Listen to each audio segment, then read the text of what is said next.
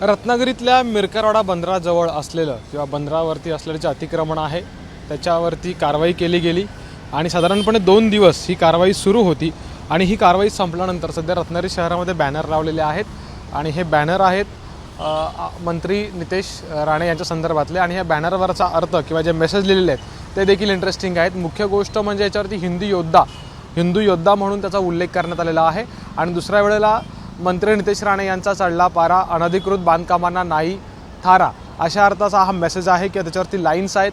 शिवाय सागरी सुरक्षेला जे प्राधान्य दिलेलं आहे त्याबद्दल देखील उल्लेख केलेला आहे। शिवाय हिंदुत्ववादी सरकार याचा देखील एक उल्लेख करण्यात या बॅनरवरती आलेला आहे आणि असे बॅनर शहरातल्या काही प्रमुख ठिकाणांवरती लावण्यात आलेले आहेत।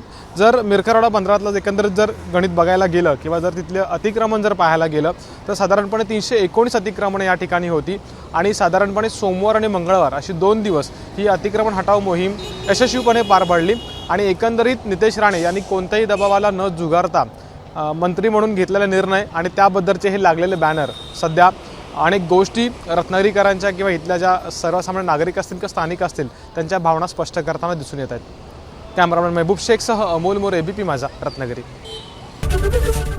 एबीपी माझा, उघडा डोळे बघा नीट।